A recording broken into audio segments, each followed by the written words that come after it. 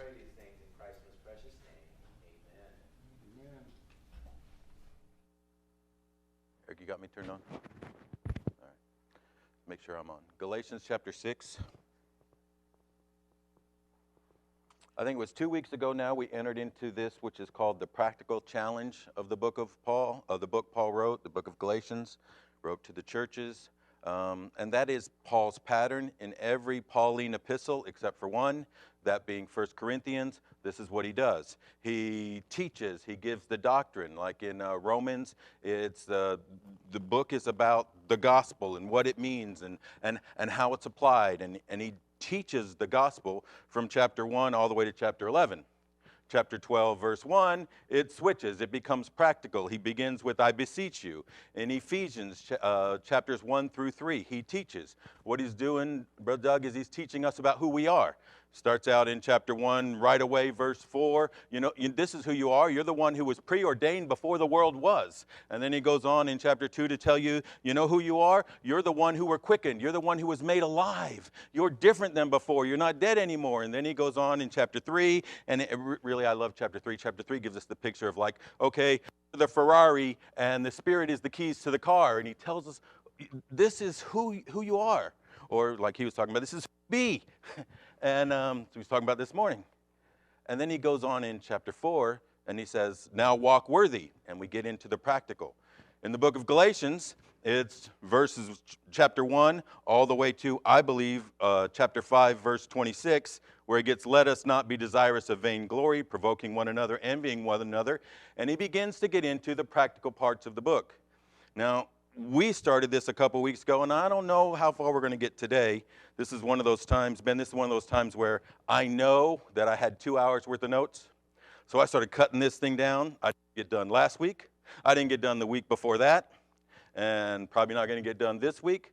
But we're cutting it down and cutting it down and cutting it down, because although I feel, Brother Hamilton, I feel huge pressure to hurry, which becomes problematic, because when I feel huge pressure to hurry, then inside of me becomes this pressure to slow down.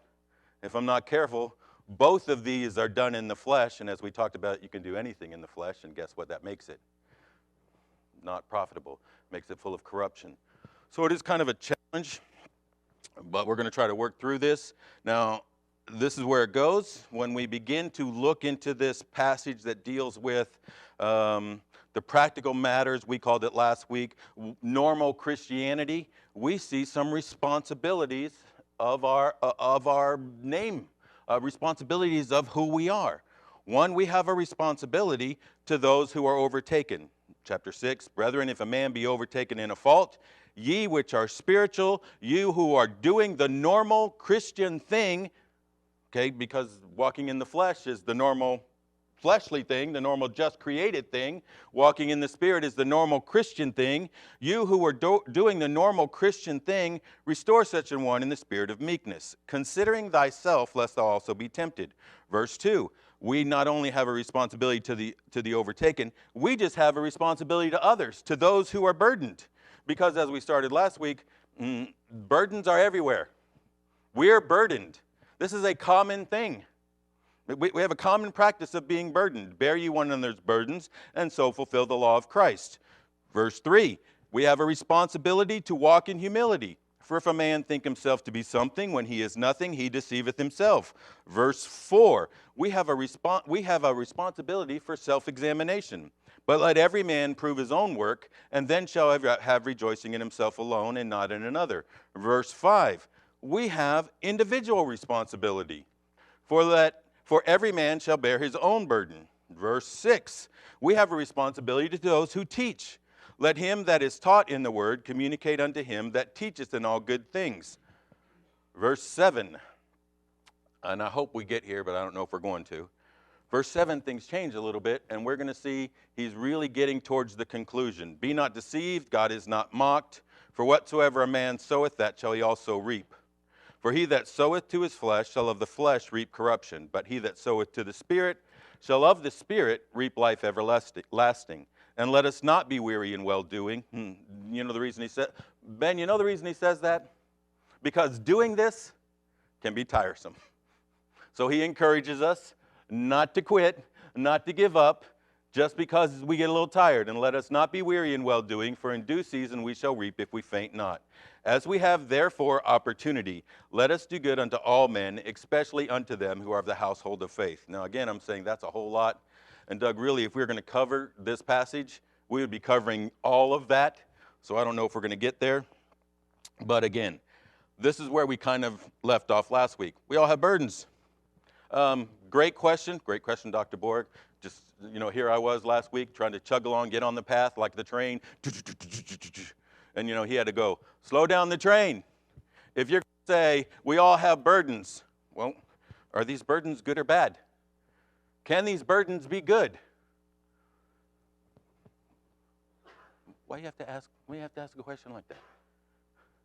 Well, so we spent a little time, and, really, if we're going to get to this quickly, here was the answer. If we're going to say burdens are good, and we're going to say God's in control of things, and then I'm going to say this: we give thanks unto the Lord because He is good. He is gracious. He is loving. But Doug, all things that come from above are coming down for our good, and even the fruit of the Spirit. We talk the fruit of the Spirit, His very character, which grows in us because He lives in us. You know what was part of the fruit of the Spirit? It was that we would grow in goodness. So if we're going to believe that He is good and everything He does is good, then even burdens must be good. But sometimes this doesn't feel good. So what makes the determining factor of whether it's good or whether it's bad? Miss Pat, we came to this conclusion. Well, I came to this conclusion. That whether it's good or bad is determined by purpose. Which really gets into our thoughts. Good or bad? Is it good or bad? Well, that depends on what you're trying to accomplish. If you're trying to accomplish God's glory, if you serve to His will, well, then all things can be good. But if good means easy life, if good means nice road, then some things technically aren't going to be good. Parent. Got a cute little boy. I watch him all the time when I'm supposed to be paying attention to the preacher. Hopefully he's not in here to hear me say that, but he's adorable. And he's on all the time, which, I like him. Boys should be that way. Be careful, don't take his desire away, because that's what's going to make him something. So, I do. That's an adorable little boy.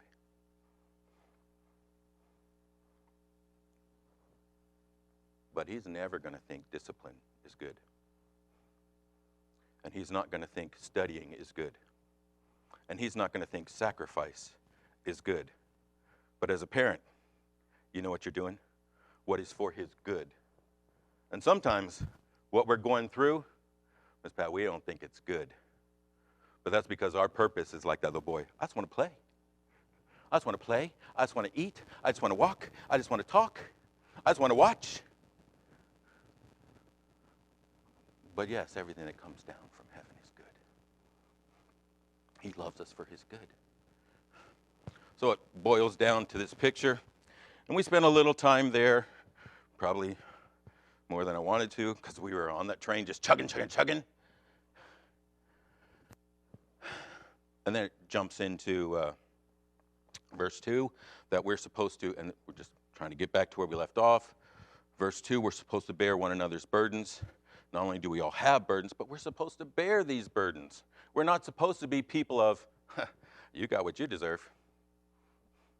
Okay? And we're going to see part of why we're not supposed to, because we're supposed to walk in humility. So how can we be, you got what you deserve, if I realize I'm nothing and I deserve the same thing? It's one of those crazy things, Dr. Bohr, one of those crazy things is this earth that's inside of us to step back and say, I was watching so-and-so, and that's just not fair. That's just not fair. That is unfair to that child. That's unfair for a mother to have to go through that. That is just not, no, I understand where it comes from. Really, if you back it up to where it comes from, I think we deserve something other than hell and judgment. get to the verse we're about to go to, for if a man think himself to be something when he is nothing, he deceiveth himself. What's not fair? Everything that I truly get is of grace.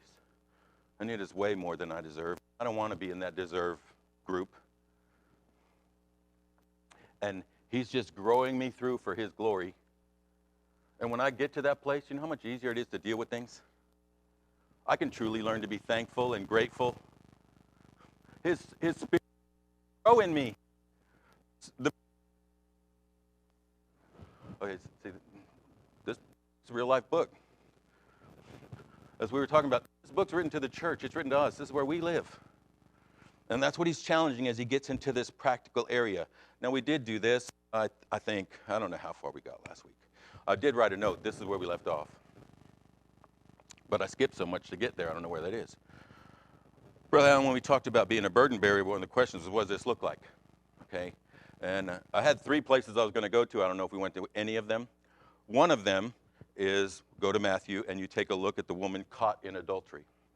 And it says, like, I can't remember. I think it's like verse 6. I can't remember. It says in the beginning, no, verse 4, I think it is. Caught in the act. It says caught in adultery, taken in adultery, and then the next verse it says caught in the very act, which is, I mean, when I read that, that's part of the thing. I just can't get over that. How do you catch somebody in the very act? I mean, yeah, you've got to know you're not caring, you're not trying to stop, you're not getting involved. You know, the only thing you care about is judgment, punishment, getting what they deserve, not getting away with it. Well, anyway, that's the picture, and they catch her. What does burden bearing look like? Well, they bring her to Jesus, and it even says trying to tempt him. Because Dr. Bohr, you know, he's walking around challenging this judgment idea and talking about grace and talking about faith, and well, we'll see how where's going to be his grace here? How's he going to deal with the law here? And we know, you know, he reaches down, he writes in the sand. Everybody wants to know what he writes in the sand, but whatever he does, it shuts up every accuser. And he looks to her and he says, woman, who is it that accuses you? I don't see anybody. Neither do I accuse you. Go and sin no more. Now, here's the challenge. This is what it looks like to be a burden bearer. I think everybody is ready to say, go and sin no more. Every Pharisee, every legalist is ready to say, go and sin no more. I don't have any problem with saying, go and sin no more. My whole life, I can say, go and sin no more. 12 years old, I'm ready to tell people, go and sin no more. In fact, 12 years old, I want to tell my dad what was sin and stop that too. We have no problem doing that. Where we have a problem is saying, neither do I condemn thee. And there's the beginning. You want to be a burden bearer? It begins there. It begins without this condemning, hateful, judgmental spirit. But at the same time, those two things go together. Not condemning, not hateful, not judgmental. But guess what? Sin is sin, and we can't keep doing it. It's not allowing spirit either. We might get to that later. And that rolls right into this picture of humility, which was the next verse. For if a man think himself to be something when he is nothing, he deceiveth himself. We talked about humility. Easy picture. You just jump right to Peter. Peter was told by the Lord himself, all will forsake me. Peter, thinking more highly of himself than he should, says, not me, not me. This picture of overconfidence. And Brother Ham, I always defend Peter there. Overconfidence, it comes easy to me. So, sometimes, you know, I'm able to do this, so I don't come out. But it's in the flesh. You know, you want to talk about striving? Striving. I've learned not to let what's in the heart come out of the mouth. But it's still in the heart. So, picture, and again, we're just throwing this out there. I think I made these statements, and we want to move on, but pride has always been the struggle.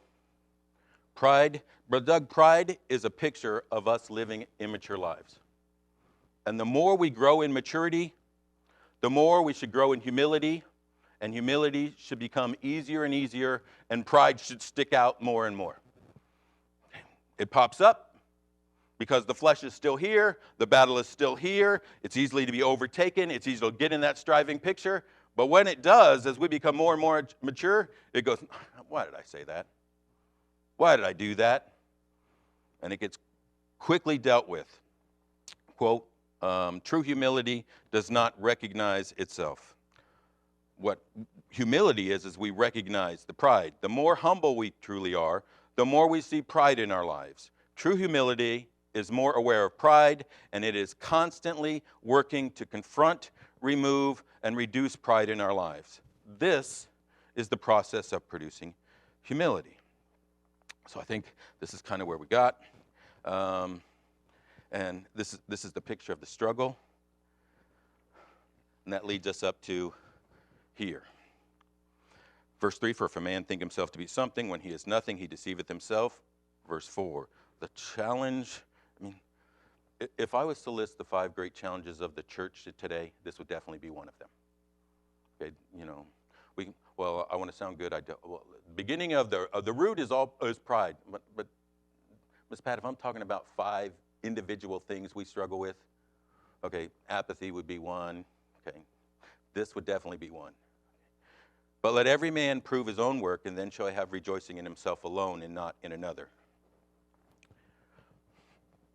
Doug, if I evaluate myself, you know how I evaluate myself? Well, I'll tell you how I really do it. I evaluate myself by talking about Brother Wayne. When I talk about Brother Wayne, I look pretty good, unless we talk about, health. So I don't do that. Okay. If I want to evaluate myself, well, I'll talk about Brother Roy. We'll be talking about hair. I mean, I'm trying to make this funny, but this really is the struggle. We get into comparison. And that's what he's dealing with right here. He starts walking us through these things. He's talking about the danger of comparison. Now, I have right here on my little note, so I put it down there already. It says, use Jade and Katie. Perfect illustration. So first I have to say this. I use Jade and Katie all the time. And I'm thankful for them. Because as silly as this is, Dr. Boyer, as silly as this is, you know how many people get offended if you even mention their name? I don't get that. If telling your story can help somebody else, why do you not want it? And by the way, I usually make things up. I make it up and just stick a name in there. But I don't have to with these 2. Okay. Every other day, a conversation with one of them is about the danger of competition.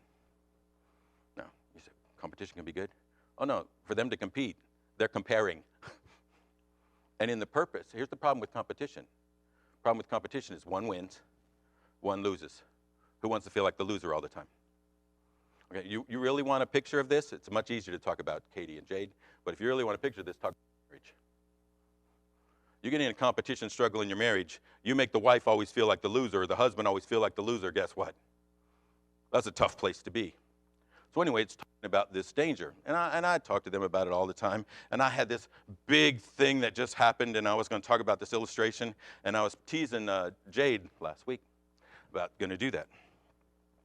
And Jade helped me out. Because instead of having to do this big old thing, I walked up to Jade. And if you don't know her, you should get to know her. Heather, she's just like, I call her DW sometimes for Disney World. You know, because she has this great ability, and I believe it's God-given, to just make things encouraging, to just bring energy. I mean, I can come home, and really the last thing I want is anyone to ask me how my day is, and I'll see her, 5:30, 6 o'clock, and somehow it's just like she talks in some silly voice, or she makes fun of something, and it's just perspective. So that is who she is almost all the time. So I saw her last Sunday, and I'm, Jade, how you doing? She never does this. And I really mean, she never does this. Maybe to Eric, but, that's what happens. You start, She goes, meh. What? Meh. Really? How can you be meh? I mean, you're working, you're making good money, you're about to be married, and you're marrying the greatest guy, one of the greatest guys, because, I can't put Josh and Eric in comparison. So don't want to put them in. And I start going through this thing, and Brother Allen, so perfect. You know what she says after I go through this? There you go. Well, why are you saying all this to me? What about Eric? Ask him how he is all the time, and he's just like, okay, yeah, fine, sure. He's never happy. He's never excited. He's not wonderful because we're getting married. And you want to talk about a perfect picture of comparison. Because this is why we compare. You know why we compare? Because I don't want to examine myself. I don't want to fall. I don't want.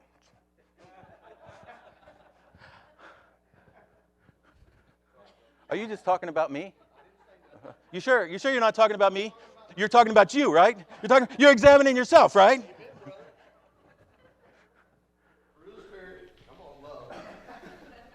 Love gives what's needed, not what's wanted. So what happens? Oftentimes, Ben, what happens is as soon as I start to get challenged, I don't even have to look at my own challenge. Because you know what I do? I say, well, who is that woman to talk to me that way? You know what's in her life? And I begin the comparison so I don't have to grow. Well, Paul's right here, and he says, first, if a man think himself to be something, when he is nothing, let's talk about humility. Now, after we're dealing with that, let every man prove. You know, that's that whole picture of melting down. You smelt the metal. What happens when you melt it down? The impurities rise to the top. When they rise to the top, you know what you're supposed to do? Just skim them off. But when we get into comparison, you know what we do? We just let them drive right back in that thing. So, it gives us this challenge. I have this. I'm going to give you this. This is what happens in relationships. In relationships, comparison is the struggle. Competition becomes standard. I've got a couple rules. And these aren't my rules. These are, no, I just forgot his name. Windsor Hills Baptist Church. Yeah, these are Jim Vineyards. Thank you. These are Jim Vineyards. Long time ago, Jim Vineyards. I don't know, I was probably 15 years old, wrote these down. And I've been looking at them since I was 15 years old, which now is a long time ago. But it is good rules for a fight. You said, well, you're not even talking about fight. Well, guess what comparison and competition does? Causes division and it causes a fight. And that is why it's so destructive. Realize a few things. I'm just going to spit these out. Fighting with your brethren, wife, son, daughter, brothers, person in church, Sunday school teacher, does not honor God. Second, most of the time we do not fight until somebody matters. If you don't matter to me, truth is, I don't care what you think. But as soon as you begin to matter, what you say has an effect on me.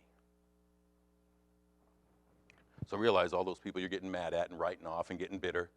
Quit telling yourself how bad they are, because the truth is you really want to like them. Fights between brothers are always dirty fights. Always. Nobody ever wins. There is no winning in a fight. Both parties always lose because division is a problem. So, be committed to honesty and mutual respect, Ephesians chapter 4.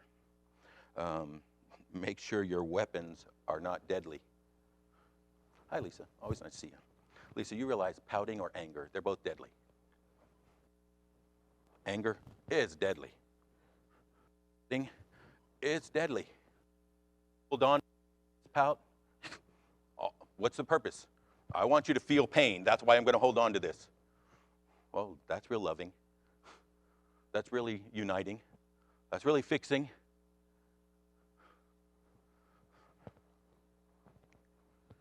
I need to read these faster. Oh, let's skip a couple of them. Be ready with a positive solution every time you take a negative swing. That's a tough one. Okay, but if in your mind you're telling yourself, I said I wasn't going to do this, but if in your mind you're telling yourself that the really reason you're doing it is because you love her and you want her best, That's a good thing, right? Then you're not really trying to chop her down. You're trying to build her up. So why do you leave her down?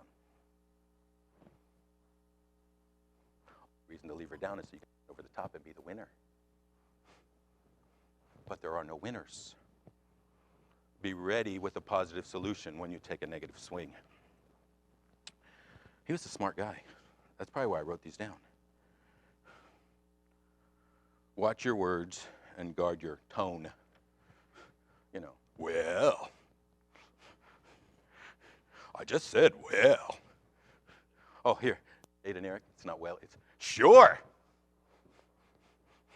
Would you like to go? Would you like to get up, quit watching the game, and go to the store with me so we can buy milk? Sure.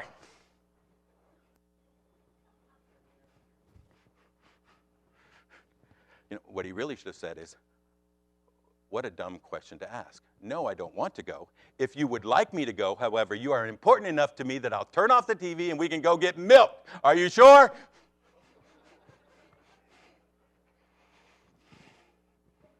Come on, son.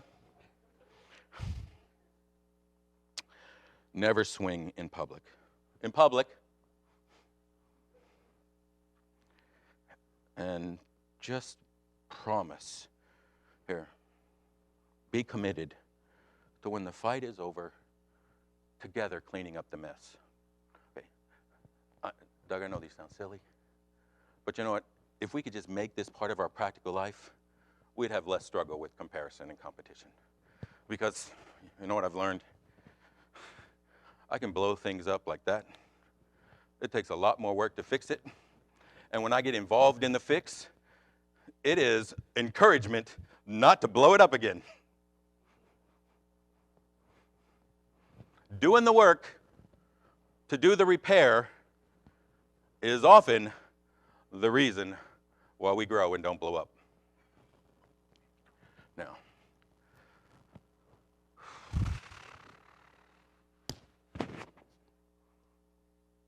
bring this to verse 5.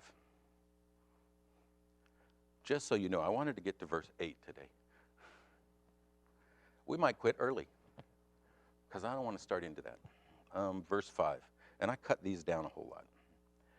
Well, let's just read it again. Brethren, if a man be overtaken in a fault, ye which are spiritual, restore such a one in the spirit of meekness, considering thyself, lest thou also be tempted. Verse 2, bear ye one another's burdens, and so fulfill the law of Christ. Verse 3, for if a man think himself to be something when he is nothing, he deceiveth himself. Verse 4, but let every man prove his own work, and then shall have rejoicing in himself alone and not in another. Verse 5, for every man shall bear his own burden. Now let me tell you, when I get here, Brother Hamilton, when I get here, I instantly have conflict. You want to know how I have conflict? Well, because in verse 2 it says, bear ye one another's burdens. In verse 5 it says, I have to bear my own burdens.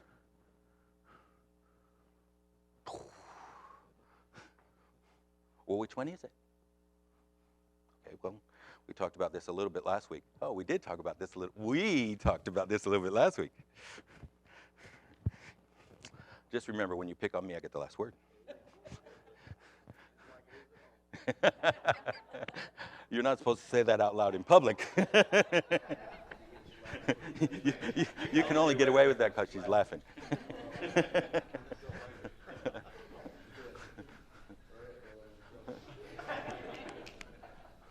Walking, talking illustration, right? I love you, Brother Allen. Thank you so much. Thank you so much. That's because all the things I'm not saying.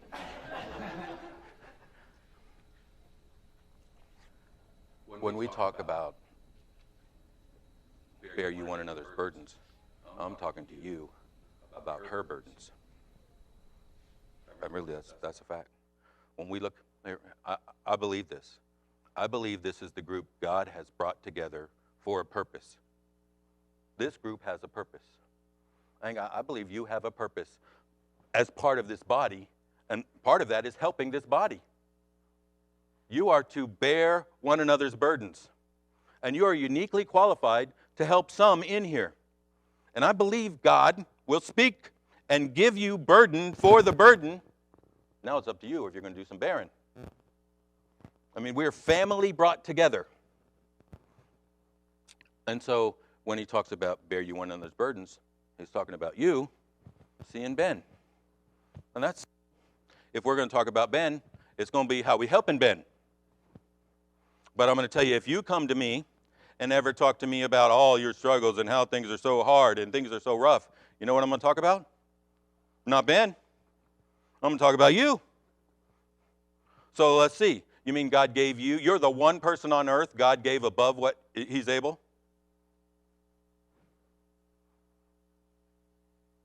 Does that sound mean? Why are you laughing? No, you're not. Because the fruit of the Spirit is faith, and you're growing in faith, and you know that's not true. What happens is, brethren, if a man be overtaken in a fault, it's easy to look down and start doing this in our own flesh. And when we do this in our own flesh, guess what? You're right. Not only do we not know the purpose, but we can't accomplish it anything, because everything we do in the flesh ends up being corruption. The works of the flesh are these. And so there needs to be some refocus. When he begins to get in here, the difference between the two is, one, he's talking to you about me, and one, he's talking to you about you. But he did not give you more than you can. We live in a culture that says, if I can become a victim, then other people will have to take care of me. That's not biblical. He created no victims. He did not put anyone through above what they were able, but they're uniquely given for his purpose for them. And that's normal Christianity. That's where he's calling us to grow in faith. Let's get this last one. So next week, we'll start at verse 7.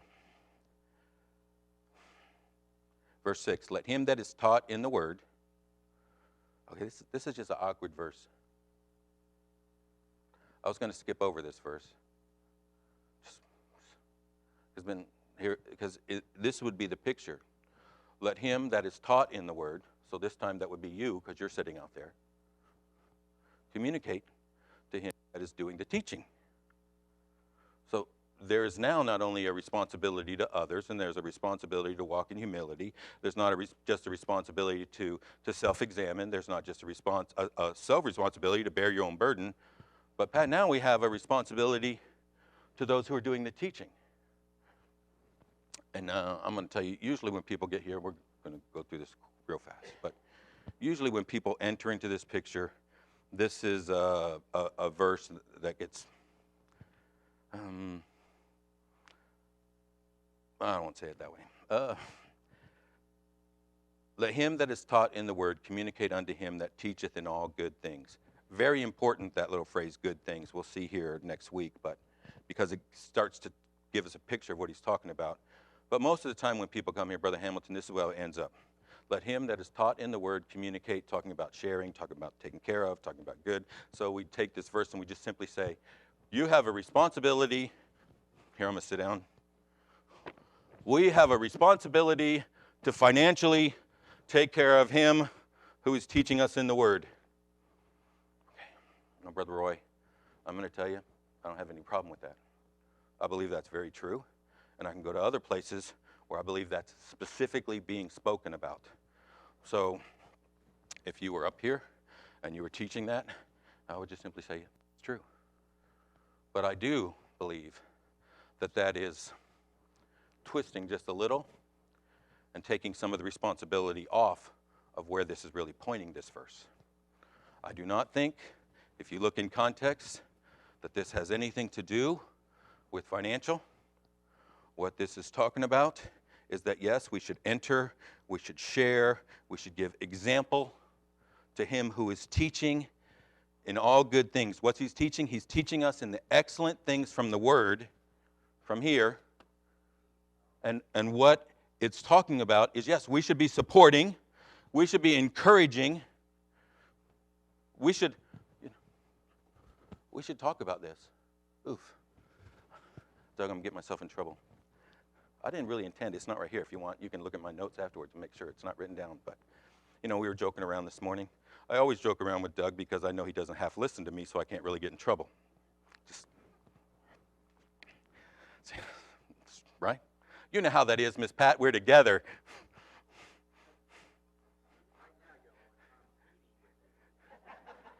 Or we're trying to help you with a brother and give you what you need. I got you, Miss Pat. Brother Allen, he didn't learn I get the last word. So this is what I said. Dr. Bohr. That's what I get. So I get myself in trouble all the time. Because people come in and they'll say, and it's true, you know, on a Sunday or any time before I have to speak, I try very hard not to hear anything. One, because, you know, if I do, you might end up as an illustration that's not meant. But more than that, because my thoughts are already in one place, and there's already a prayerful search, and there's already it takes time to get there, and I don't want to get angry. I don't want to get upset.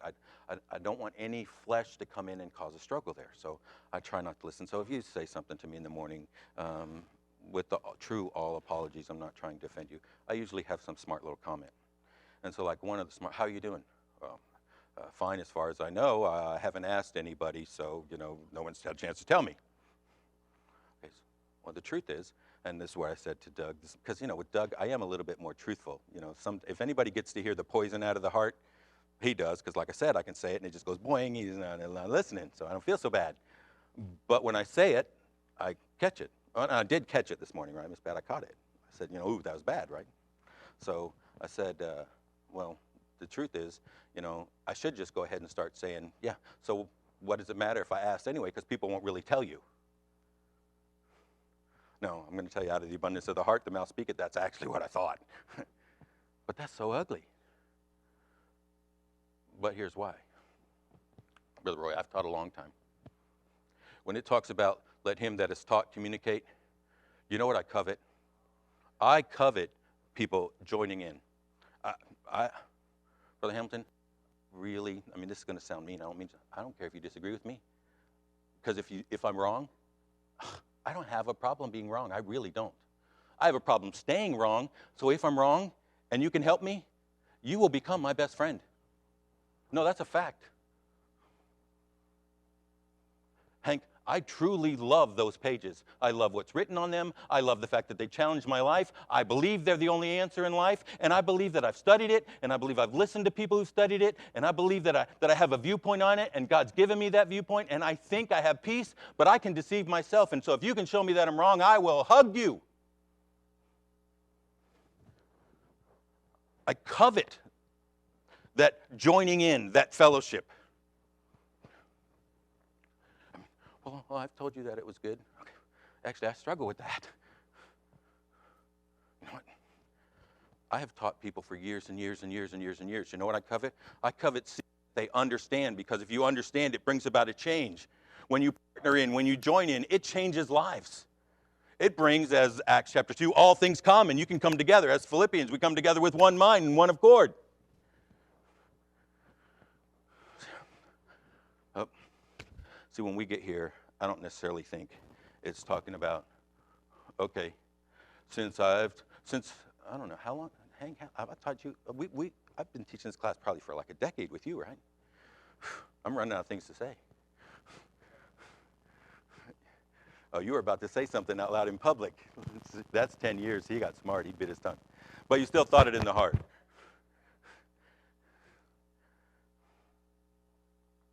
It doesn't mean I need you to take me out to lunch.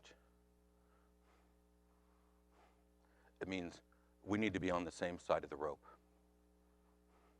not pulling against each other, not in competition, not in fighting, not in whose burden is greater, not in fighting to be the greatest victim. We need to be on the same side of the rope, because you know how encouraging that is? Instead, what usually happens is, oh, can you believe what he said? I probably got in trouble today because I joked around way too much. Look how irreverent he was. I'll never listen to him again. Let me tell you, that happens. Do you believe what he said? Or, no teacher needs that. I could do this because we have a bunch of people. How many people in here have taught? A bunch of people would stand up. How many people in here think they've never misspoke, had everything right the first time they said it, and went and taught out of perfection? I don't think anyone would stand up. Brethren, if a man be overtaken in a fault, you which are spiritual, restore such an one in the spirit of meekness, considering thyself, lest thou also be tempted. You know what he's doing? He's just applying that verse to those who are being taught as they look at the teacher. Anyway, we're out of time. Dr. Bohr, we close in word of prayer, please. Thank you for your word. Thank you for the teacher. We pray, Father, that you use to give us wisdom and understanding. We're so grateful for the Holy Spirit that leads us to the truth. What a great message today. We pray, seal it to our hearts.